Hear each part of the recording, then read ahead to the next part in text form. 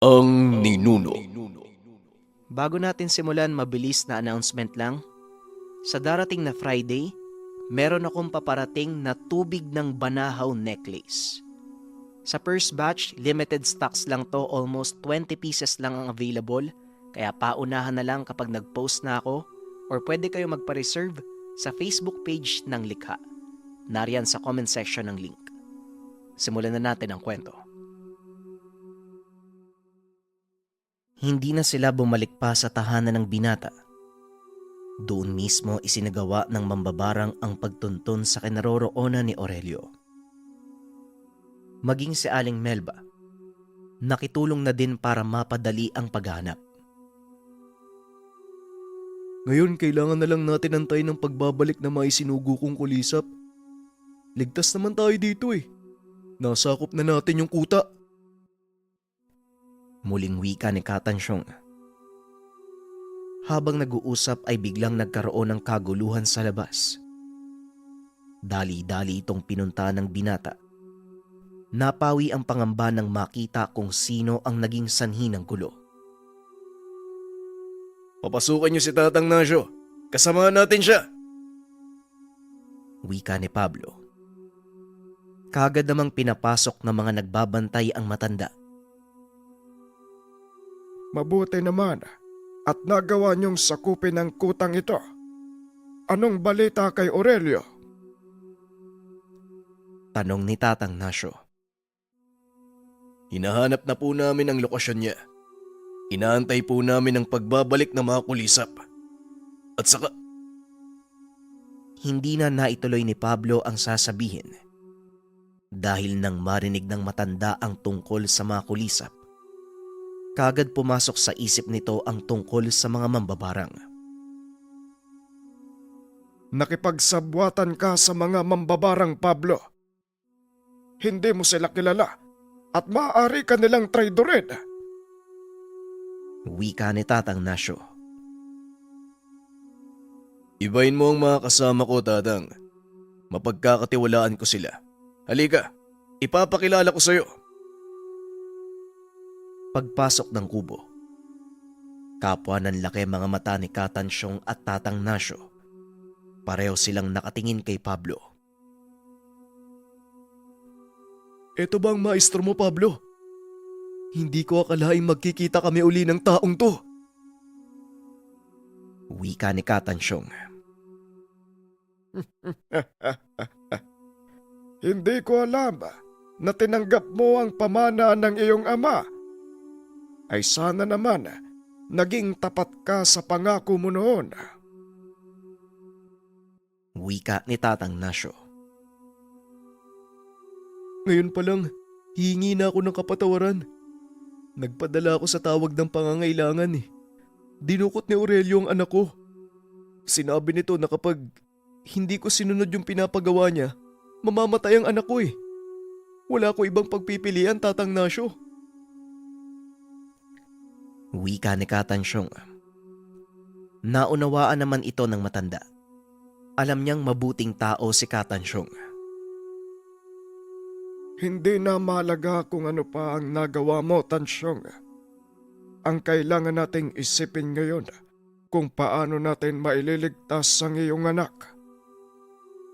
Tugon ni Tatang Nasyo. Nagpakawala na po ako ng mga kulisap. Inaantay ko na lang pong bumalik yung mga alaga ko. Wika ni Katansyong. Malapit ng mag-umaga, ngunit ni isang kulisap ay wala pang nakakabalik. Dito na nagsimulang mag-alala sina Pablo. Nagpasya ang binatang sila na mismo ang gagawa ng paraan para mahanap ang kinaroroonan ni Aurelio. Mabuti na lang, may natitira pang buhay sa mga kalaban. Ito ang pilit nilang pinaamin kung nasaan si Aurelio. At ang dahilan kung bakit hindi nakabalik ang mga kulisap, hindi nila nahanap ang kinaroroonan ni Aurelio dahil nasa kabilang isla ito. Talagang mautak si Aurelio. Pero hindi rin siya makakapagtago. Ihanda mo ang mga kasamahan, Pablo. Pinuntahan ng isa sa mga kasama natin ang kakilala ko sa dalampasigan. Wika ni Tatang Nasyo. Bago pa man tuluyang umalis, kinausap nito ng masinsinan si Pablo. Muling pinaalala ng matanda ang tungkol sa kainaan ng binata. Pablo, huwag mong kakalimutan ang kainaan mo. Kahit sabihin pa nating nalamangan mo sa huli niyong laban si Aurelio, hindi natin alam kung ano ang mangyayari sa susunod niyong paghaharap. Lalo pat siguradong nalaman na din niya ang tungkol doon. Wika ni Tatang Nasyo. Opo tatang, wag po kayo mag-alala. Alam ko po ang tungkol sa bagay na yun. At ayoko din pong maulit pang nangyari nung una naming laban. Sisiguraduhin ko, bago pa ako maubusan ng lakas, tapos na ang laban. Tugon ni Pablo. Kagad na silang lumakad pagkatapos ng usap. Sa pagkakataong iyon, si Tatang Nasyo, Pablo, si Katansyong, Aling Melba ang magkakasamang umalis. Nagpaiwan sa kuta ang iba. Si Aling Melba ang nagsilbing mata ng pangkat dahil may kakayahan itong sumilip sa hinaharap gamit ang kanyang balintataw. Kaunting kaalaman, ang balintataw ay isang kakayahang gamit ng mga tunay na manghuhula upang silipin ang hinaharap ng mga taong nagpapahula. Nangangailangan ito ng matinding lakas ng isipan at kasanayan. Bihira ang taong nabibiyayaan ng ganitong kakayahan. At sa kaso ni Aling Melba, likas sa kanya ang kakayahan ng isang mahusay na manghuhula. Balik tayo sa kwento. Hindi naman nahirapan ang pangkat sa daan patawid sa kabilang isla. Isang kakilala ni Tatang Nasyo ang nagatid sa kanila sa lugar. At dahil hindi inaasahan ng mga kalaban ang kanilang pagdating, mabilis nilang natunton ang eksaktong lokasyon ni Aurelio. Talagang walang kaalam-alam si Aurelia. Susukot tayo sa kuta niya. Ngayon, gamitin natin ang pagkakataong ito upang makalamang. Wika ni Aling Melba. Mula sa kanilang kinaroroonan, tanaw nila ang kuta. Halos walang nakabantay at ang ilan ay nag-iinuman pa. Naunang maglakad si Pablo papasok. Hindi nagdalawang isip na sugurin ang mga walang kaalam-alam na tauhan ni Aurelio. Nang marinig ang kaguluhan ay dali-daling lumabas ng kubo si Aurelio. Nanlaki mga mata nang makita kung sino ang sanhi nito. Ikaw, paano mong natunton ang lugar na to? Tanong ni Aurelio. Gulat na gulat ito. Lalo pa nang makitang halos lahat ng kanyang mga tauhan nakabagsak na sa lupa. Hindi ka makakapagtago ng matagal, Aurelio. Kailangan mong pagbayaran ang mga ginawa mo. Pero bago ko gawin ang bagay na yon, may isang tanong ako. Nasaan ang anak ni Katansyong? Biglang tumawa ng malakas ang matanda na lalo namang nagpadagdag sa inis ni Pablo. Huli na kayo! Kung siya ang pinunta nyo dito, wala na! Dinala ko siya sa aming pinuno para ialay. Kung gusto nyo ba siyang makuha ng buhay, magmadali kayo! Wika ni Aurelio habang naglalakad palayo. Oo, kukunin namin siya. Pero bago ang bagay na yon, ikaw muna ang uunahin ko. Tugon ni Pablo. Kaso nga lang tawa lang ang isinagot nito sa kanya. Wala kang mapapala sa akin, bata. Hindi ako dapat ang pagtuunan mo ng pansin, kung hindi ang aming pinuno. Muling wika ni Aurelio. Ikaw ang dahilan kung bakit umabot sa ganito ang lahat. Kaya pagbabayaran mo ang mga kasalanan mo. Tugon ni Pablo sabay sugot. Isang malakas sa suntok ang ibinigay nito sa matanda. Sadyang matibay si Aurelio dahil sa kabila ng katandaan nito. Nagawa pa rin niyang pigilan ang kamao ng binata.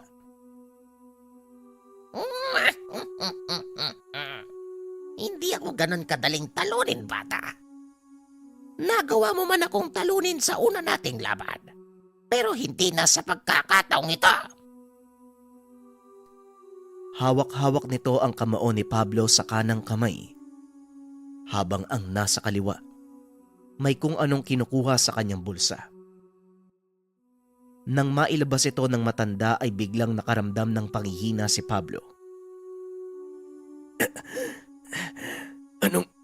Anong ginawa mo? Tanong ni Pablo. Sinabi ko na nga ba, may kahinaan ang mutyang hawak mo. Ito'y isang uri ng batong bulalakaw at may kakayahan itong basagin ng anumang kakayahan ng isang mutya. Tugon ni Aurelio.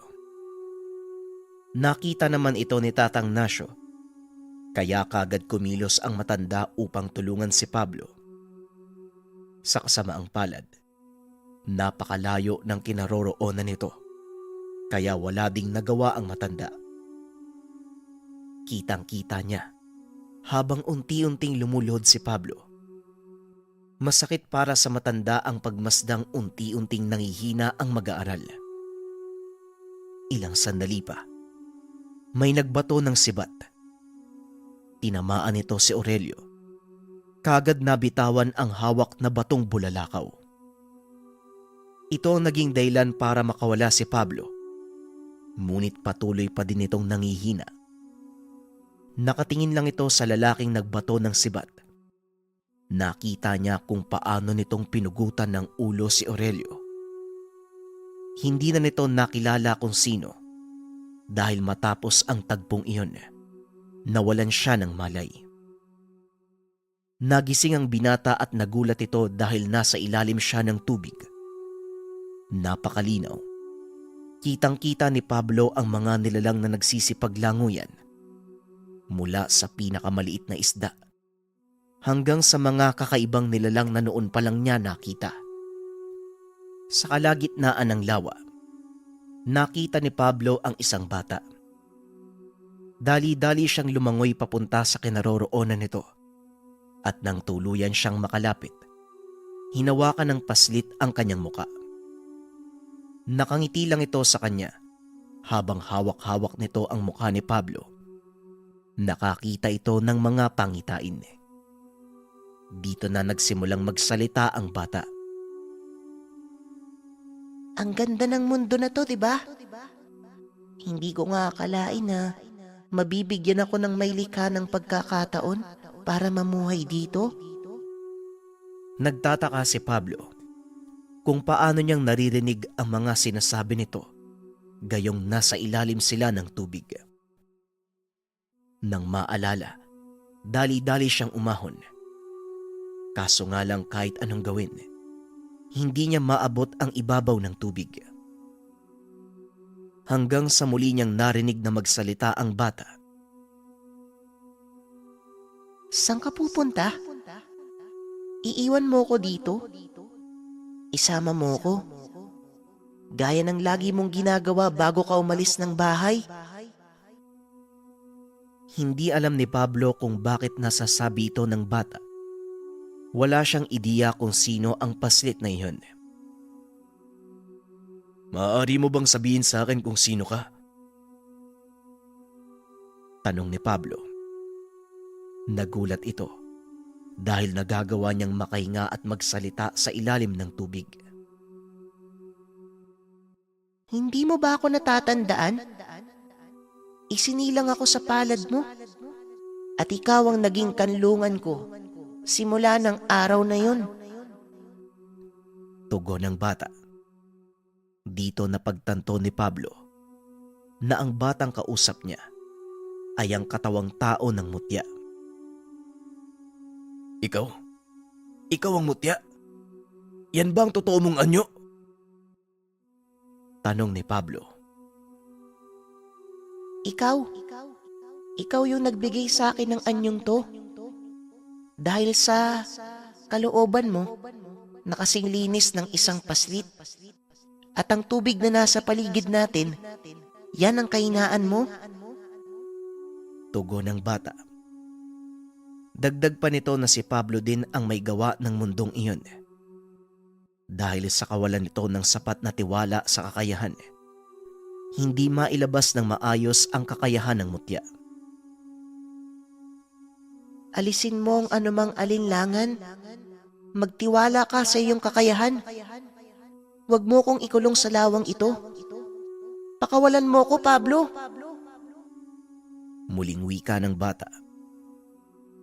Matapos itong magsalita, biglang nagising si Pablo.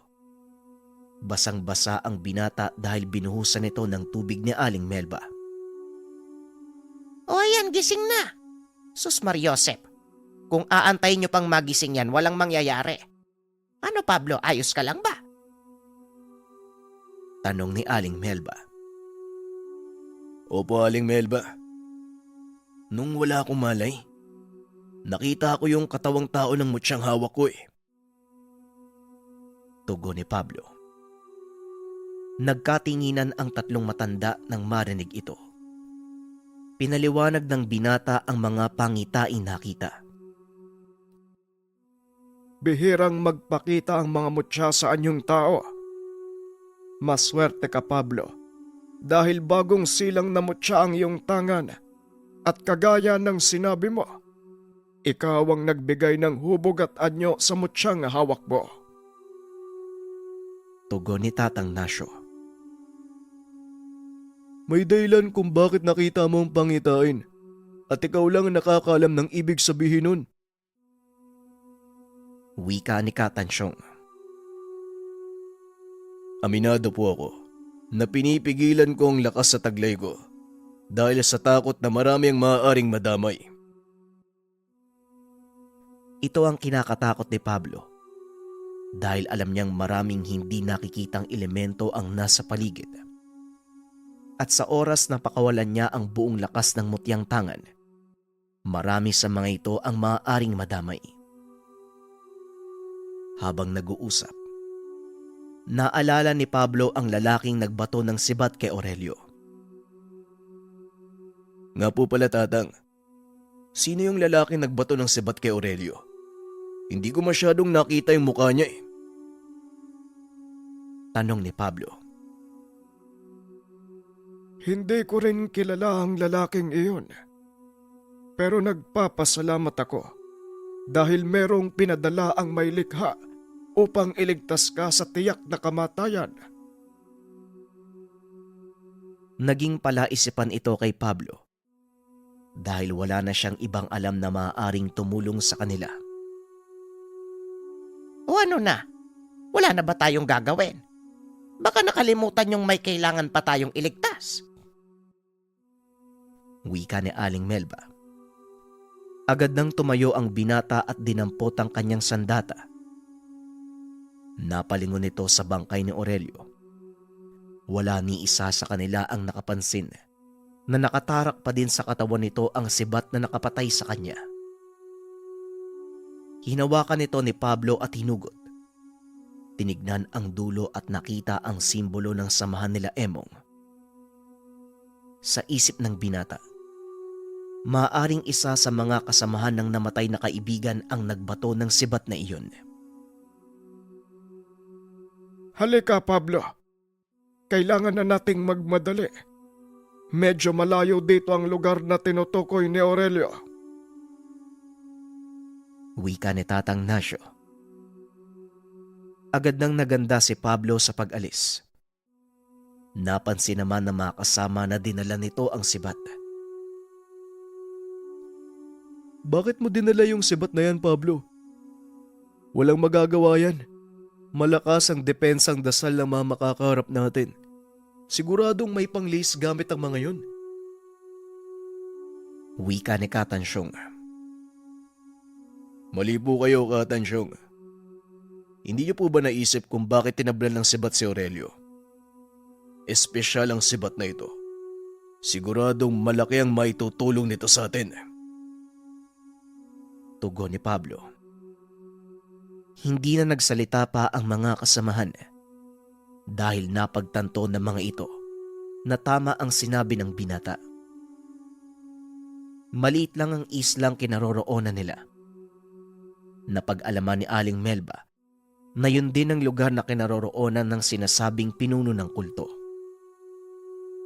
Habang nasa daan, kagad na silang sinalubong ng mga kalaban. Si Katansyong at Aling Melba ang humarap sa mga ito. Tumuloy sa paglalakbay sina Tatang Nasyo, pati na din si Pablo. Malapit na tayo, Pablo. Handa ka na ba? Tanong ni Tatang Nasyo. Agad namang binunot ng binata ang kanyang itak at mas lalong binilisan ang paglalakad.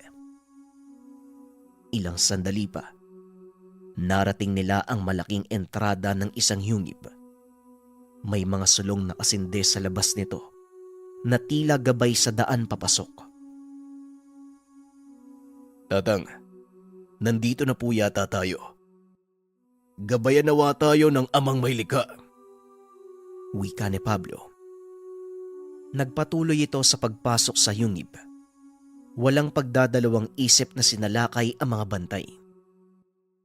Nang tuluyang malampasan ang mga disipulo, pinuntahan ng binata ang kaloob-looban ng yungib. Nilingon ito si Tatang Nasyo, ngunit hindi ito nakasunod sa kanya. Inikot ng binata ang tingin sa paligid. Wala itong gaanong makita dahil napakadilim at tanging mga itim na kandila lang ang nagsisilbing ilaw. Dinampot ng binata ang sulong nakatarak sa tabi upang ilawan ang lugar. Nanlaki ang mga mata nito nang makita ang kahindik-hindik na kapaligiran. Punong-puno ng mga kalansay na nakapako sa dingding ng yungib. Karamihan sa mga ito, nakasuot ng mahabang puting damit. Alam ng binata na ito ang mga bangkay ng mga kababaihang ginawang alay ng kulto. Labis na galit ang naramdaman ng binata. Habang iniisip ang hirap, takot at sakit na dinanas ng mga kaawa-awang biktima ng kulto. Maya-maya pa, isang lalaking nakatalukbong ang nagpakita. May hawak itong gintong punyal sa kanang kamay at sa kaliwa naman ay kalis na gawa sa bato. Tama ang dating mo. Nakanda ng altar para sa pag-aalay. Matapos magsalita ng lalaki, kaagad nagliwanag ang paligid. Tumambad sa binata ang napakaraming disipulo. Ang buong akala nito ay nagawa niyang ubusin ang mga bantay. Ikaw ang pinuno ng kulto.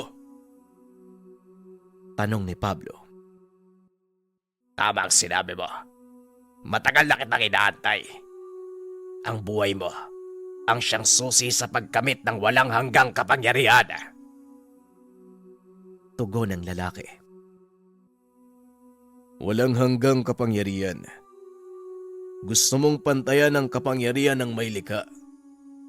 Tanging demonyo lang ang naghahangad ng ganyan. Tugon ni Pablo. Tumawa ng malakas ang lalaki. At dito nagtaka si Pablo. Pamilyar sa binata ang tawang iyon. Wala ka talagang alam sa mga bagay. Nananatili kang bangbang. Wika ng lalaki. Dito nagsimulang lumalim ang hinala ni Pablo. Anong ibig mong sabihin? Anong meron sa'yo? Tanong ni Pablo. Ngunit pagtawa lang ang tinugon nito sa kanya. Akmang susugurin na sana ni Pablo ang lalaki. Sumigaw si Katansyong. Wag Pablo! Umatras ka! Hindi mo siya kayang talunin! Natigilan si Pablo. Nilingon ng matanda. Samantalang si Aling Melba naman ay nagpakawala ng mga insekto upang lituhin ang mga disipulo. Tansyong, kunin mo si Pablo. Umalis na kayo. Walang yaka talaga, Nasyo. Sinasabi ko na nga ba, ang may pakana ng lahat ng ito? Dito nabuo ang hinala ng binata. Si Tatang Nasyo ang lalaking nakatalukbong. Tumawa ito ng malakas. Inalis ang kanyang talukbong.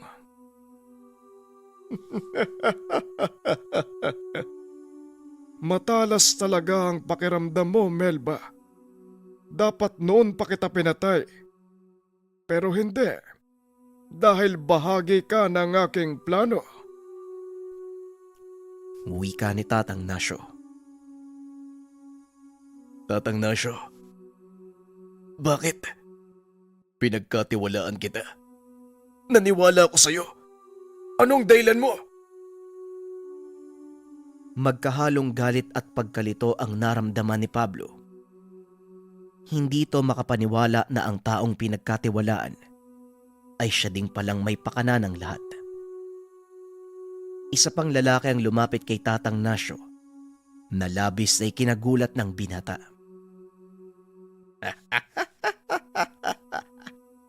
Talagang hindi ka naginala, Pablo. Hindi ko alam na ganyang kapurol ang utak mo. Hindi ka naginala. Yang sibat na hawak mo. Ako ang nagbato niyan.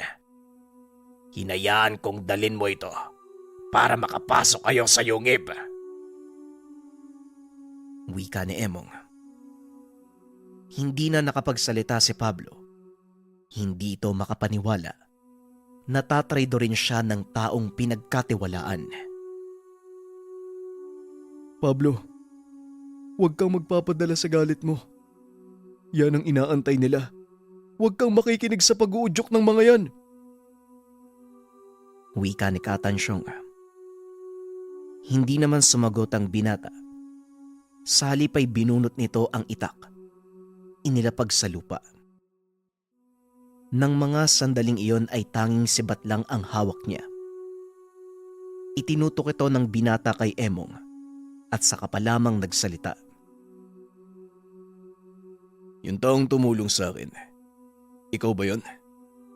Ikaw ba ang bumato ng sibat na to? Tanong ni Pablo.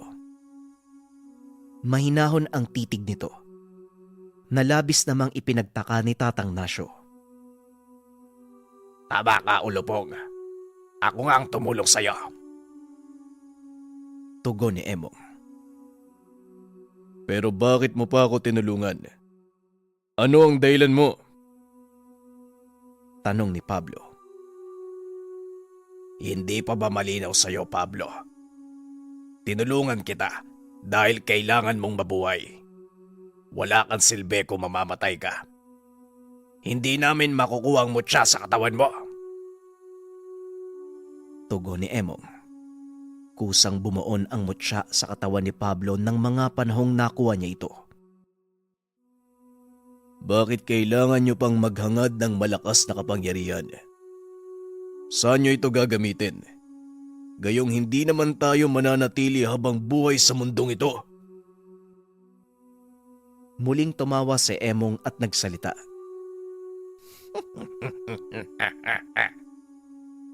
Yun nga mismo ang dahilan kung bakit naghangad ako ng malakas na kapangyarihan. Buhay na walang hanggan, Pablo! Mas lalong nagalit si Pablo sa mga narinig. Hindi nito lubos akalain na magagawa ito sa kanya ng mga taong pinagkatiwalaan. Kaibigan ng turing ko sa iyo, Emong. Ipinagluksa ko pa ang kamatayan mo. Hindi ko akalaing magagawa mo ito. Pasensya na. Pero hindi ako makakapayag na mapasayo ang mutya. Tugon ni Pablo. Para namang may magagawa ka. Tignan mo kung nasaan ka, Pablo.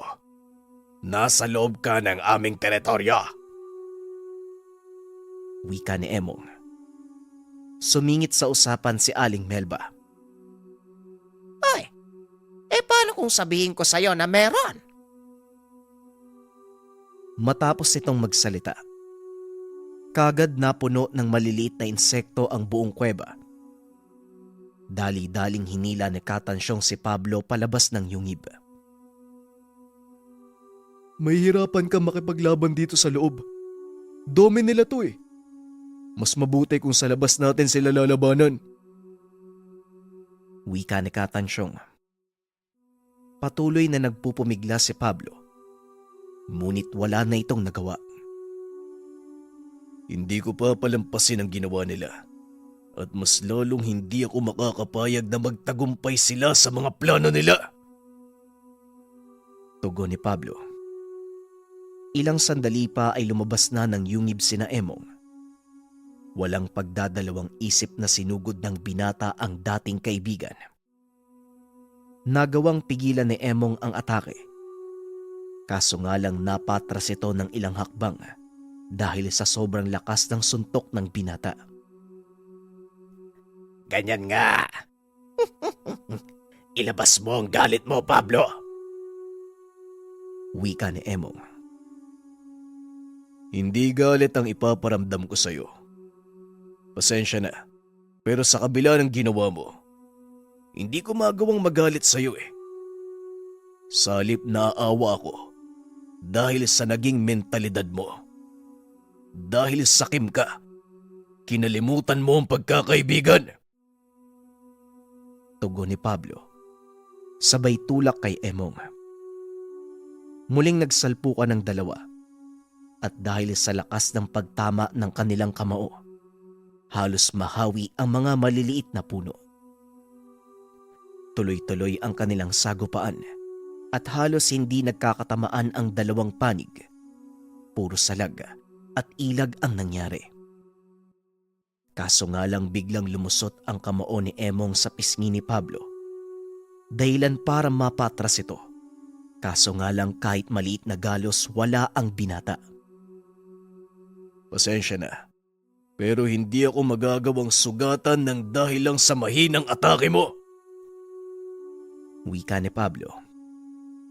Kalmado pa din itong nakikipaglaban. Ngunit kahit ganon ramdam ng lahat sa paligid ang pinapakita nitong lakas.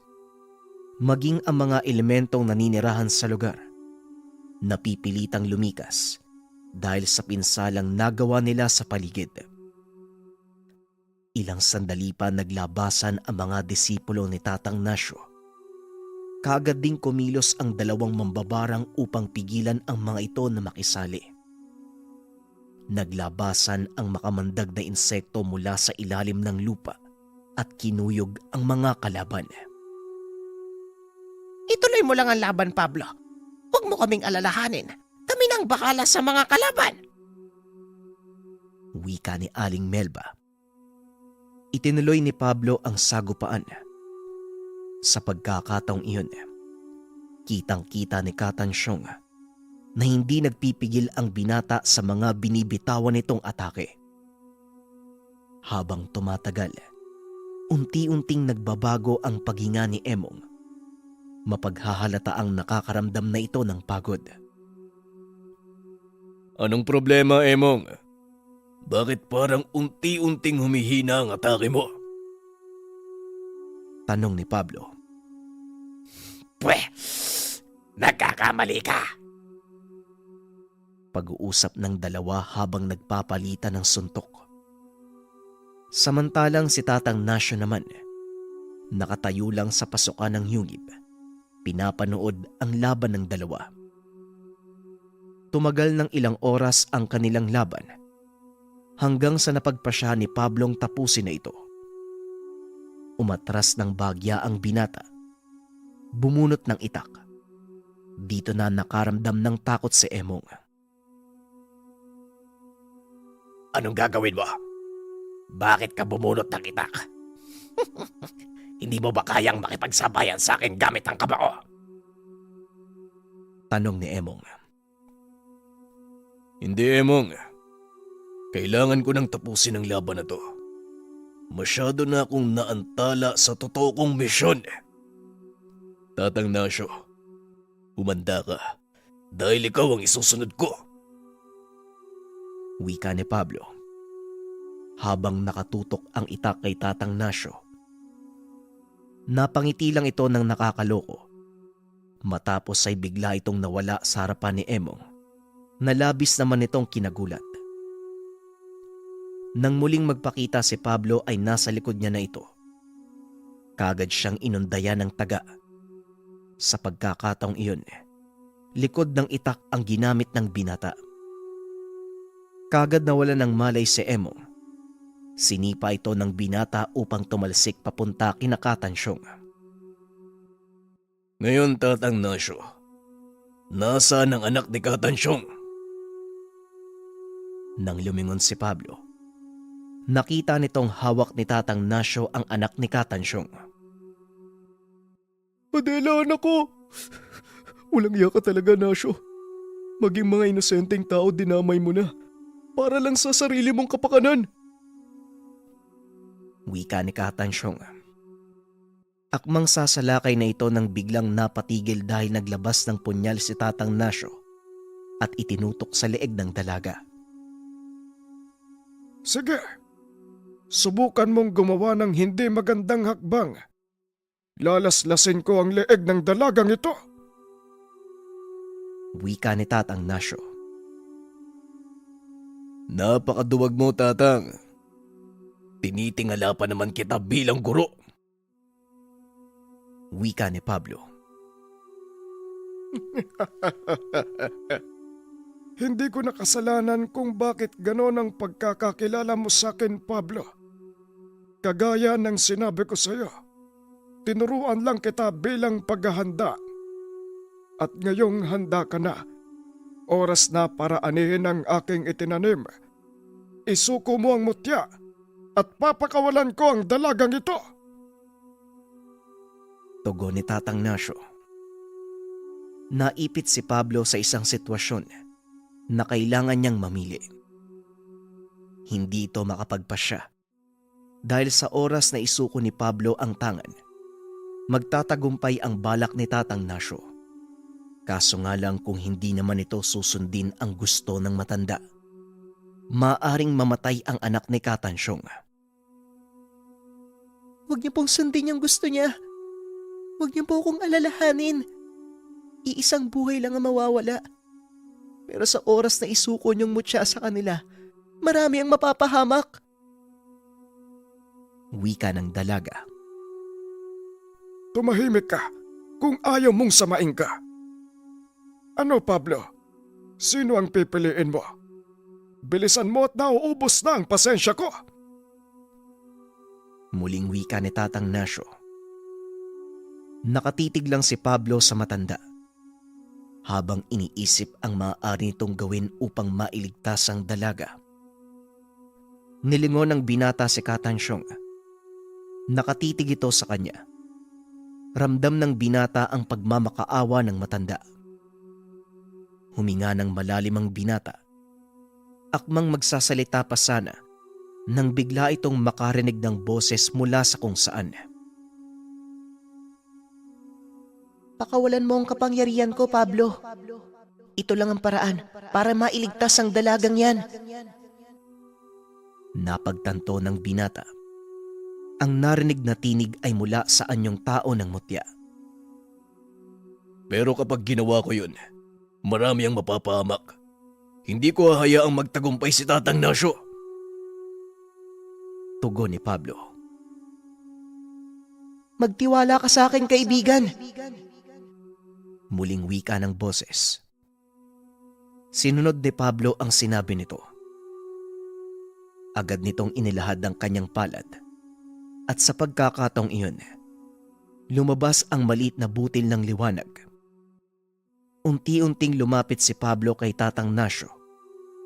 At nang maigit 1 metro na lang ang layo nito kay Tatang Nasyo, hiniling ng binata na pakawalan si Adelia.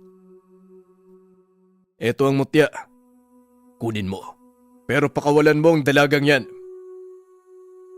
Wika ni Pablo. Kaagad namang itinulak ni Tatang Nasyo ang dalaga, sabay hablot ng mutya sa kamay ng binata. Nakangiti ito ng nakakaloko habang pinagmamasdan ang nakakabulag na liwanag ng mutya sa kanyang kamay. Ang ipinagtataka nito, hindi nangihina si Pablo. Teka, bakit hindi ka nanghihina? Anong nangyari? Napataas ng kilay ang binata at nagsalita. Yan din ang tanong ko, Tatang. Pero bakit ka nag-aalala? Hindi ba ito ang gusto mo nung una pa lang? Ayan, nasa iyo na ang kapangyarihang hinahangad mo. Matapos magsalita, kaagad tumalon palayo ang binata. Nang makalayo na ito ng husto, unti-unting naglabasan ang mga elemento sa paligid. Lumapit ang mga ito sa matanda hanggang sa tuluyan siyang napalibutan ng napakaraming nilalang mula sa kabilang dimensyon. Ganyan nga. Sige, lumapit kayo sa akin at maging kaisa ko sa aking tagumpay. Wika ni Tatang Nasyo. Samantalang sa kinakatayuan naman ni Katang Syong, lubos itong nagpapasalamat dahil nagawang iligtas ni Pablo ang kanyang anak. Kaso nga lang nag-aalala ito dahil ibinigay ng matanda ang mutsyang tangan sa kalaban. Bakit mo piniling iligtas ang anak ko? Hindi mo ba alam na mas maraming mapapahamak dahil sa desisyon mo? Tanong ni Katang Syong. Huwag po kayong mag-alala, Katansyong. Ako po ang bahala. At isa pa, hindi ko naman pwedeng hayaan na may mamamatay nang dahil sa sarili ko lang ang iniisip ko. Kagad nitong ibinaling ang tingin kay Tatang Nasyo. Patuloy pa din ito sa pagsasaya. Kaso nga lang, unti-unti ay napapalitan ng mga sigaw ang kanyang halakhak. Hanggang sa tuluyan na nga itong nakakaramdam ng sakit dahil unti-unti siyang kinakain ng mga elementong nakapaligid. Ngayon, alam mo na ang kaibahan natin, Tatang Nasyo. Alam mo sa sarili mong ako ang piniling kanlungan ng mutya at hindi ito pwedeng mawalay sa akin. Kung sakaling mapas sa kamay man ito ng ibang tao, kaagad silang dudumugin ng mga elemento. Wika ng binata habang pinagmamasdan ang matandang unti-unting inuubos ng mga elemento. Ilang sandali pa, kusang bumalik ang mutya sa katawan ni Pablo. Papaalis na sana sila ng lugar nang biglang nagkaroon ng malakas na pagsabog mula sa loob ng yungib. Napalingon ang binata. Laking gulat nila dahil isang nilalang ang unti-unting lumalabas mula sa hukay na gawa ng pagsabog. Mabaging langit, ano ang nilalang na yan? Tanong ni Katang Syong. Halos madapa ito sa kakatras. Maging ako, ngayon ko lang din nakita ang halimaw na yan. Tugon ni Pablo. Kung ano man ang nilalang na yan, sigurado kong likha ito ng demonyo. Wika ni Aling Melba. Mauna na po kayo. Kailangan nyo makalis sa isla. Ako na po ang bahala dito. Wika ni Pablo. Siguradong hindi mo kakayanin mag-isa yung nilalang na yan. Melbang mabuti pa. Kayo nang mauna ni Adelia. Wika ni Katang Syong. Mag-iingat kayo, Pablo. Hindi biro ang kalaban niya. Matapos ang pag-uusap ng tatlo, dali-dali nang umalis sila Aling Melba. Samantalang sina Pablo at Katang Syong ay hinarap ang nilalang. Sa likod na lang po kayo, Tatang. Ako na po ang makikipagmano-mano sa nilalang na yan. Napakalaki ng nilalang. Halos 3 beses ang tangkad nito kumpara kay Pablo. Kulay pula ang balat. Merong malaking sungay at nababalot ng mga mata. Hindi makapasok ang atake ni Pablo dahil sa kabila ng laki. Napakaliksi nitong kumilos. Halos hindi makasabay ang binata sa bawat galaw nito. Muling umatras ang binata. Pagbalik sa kinaroroonan ni Katang Syong.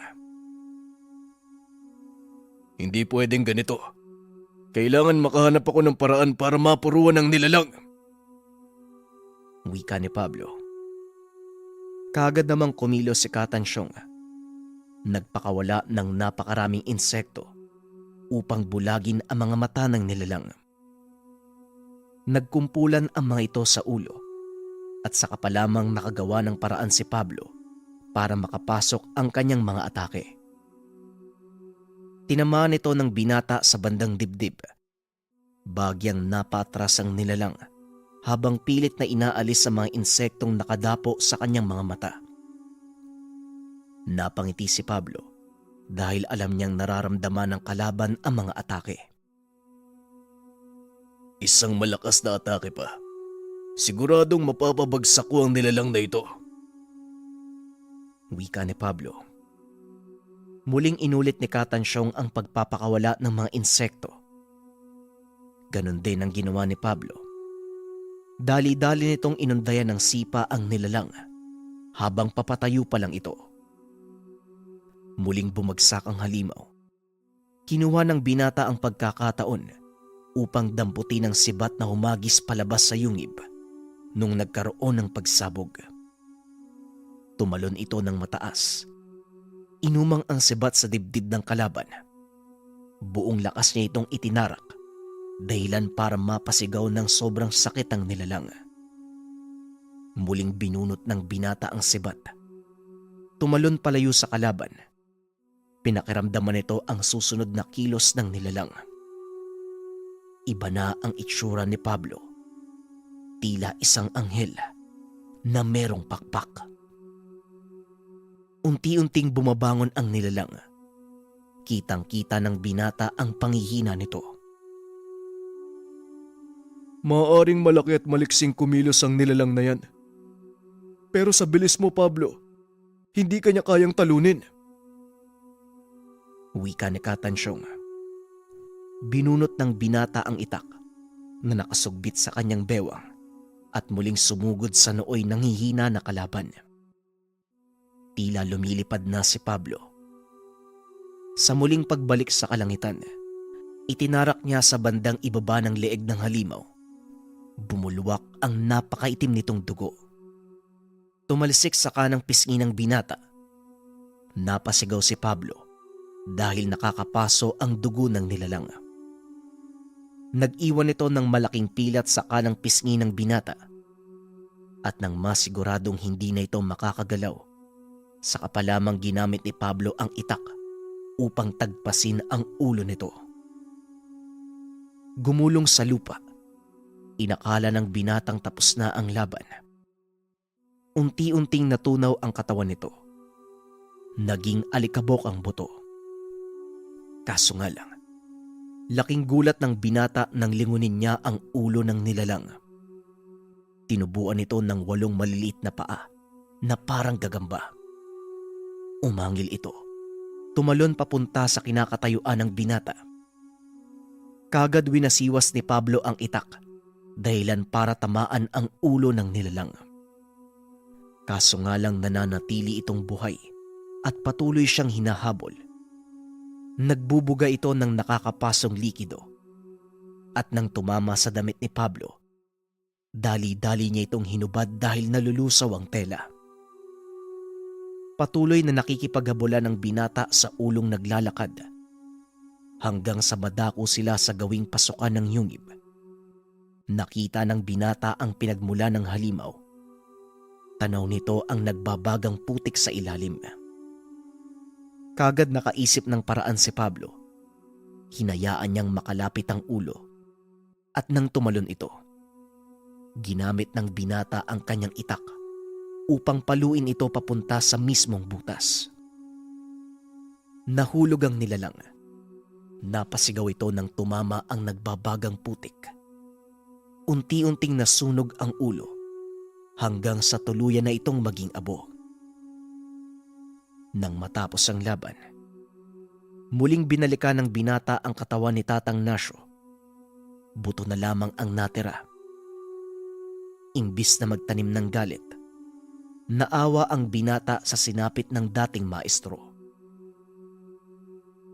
Maestro, Naway matahimik na ang inyong kaluluwa. Patawad po. Humantong tayo sa ganito. Muling wika ni Pablo. Ibinalot ng binata ang mga bangkay ni Tatang Nasyo. Dinala sa loob ng gubat. Sinundan naman ito ni Katansyong. Medyo pasikat na ang araw ng mga sandaling iyon. Kaya unti-unti na ring nagliliwanag ang paligid. Hanga din ako sa kabaitan mo, Pablo, ah. Biruin mo. Pinaglaruan ka ng matandang yan. Pinagsamantalaan yung kabaitan mo. Ginamit ka. Tapos nagawa mo pang patawarin. Ibang klase ka talaga. Kaya hindi na ako nagtataka kung bakit ikaw yung napili ng bagong silang na mutya para maging kanlungan. Wika ni Katansyong. Hindi ako nagtatanim ng galit kahit kanino man. Kahit sabihin pa nila na ginamit lang ako. Yan ang aral na gusto kong matutunan ng lahat. Maaaring nalamangan tayo sa isang bagay, pero kung mabuti ang iyong hangarin, habang buhay ka nilang maaalala. Habang buhay silang babangungutin kung paano nila ginamit ang iyong kahinaan upang makalamang sila sa kapwa. May amang may likha na nagtitimbang na patas na karapatan para sa lahat. Darating ang panahon, magbabayad sila sa kasalanan nila. Yan ang nangyari kay Tatang Nasyo. Wika ng binata. Nang matapos ang paglilibing sa dating mga kasamahan, kagad na din silang umalis sa lugar. Tuwang-tuwa ang kanilang mga kasamang naiwan dahil nakabalik ng ligtas si Pablo at ang iba pa. Maraming salamat sa tulong mo, Pablo, ah. Kung hindi dahil sa'yo, wala nang anak ko. Wika ni Katansyong. Maging ang anak nito, labis ding nagpapasalamat sa ginawang pagligtas sa kanya ng binata. Makalipas ang ilang taon, namuhay ng payapa ang binata sa kanilang bayan.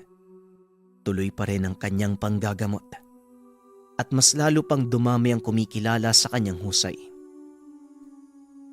Hindi lubos sa kalain ni Pablo na mula sa isang simpleng pagtulong, magkakaroon siya ng pambihirang obligasyon sa amang may likha.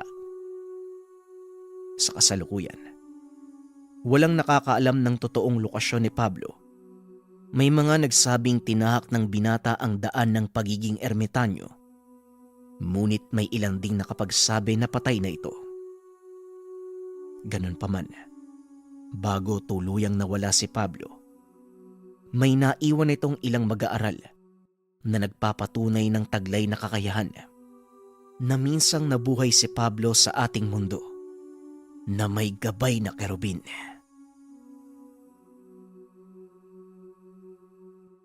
Maraming salamat sa pakikinig ng ating kwento, mga kabayan. Isa na namang series ang natapos natin, pero parte ng pag-unlad ng channel na ito, magkakaroon ito ng isang buong episode na merong drawing. Tama kayo. Habang pinapakinggan ng kwento, mapapanood nyo na ang itsura nila sa drawing, mga kabayan. Kaya abangan nyo yan. Para naman sa susunod nating series, abangan ang Puting Gabunan.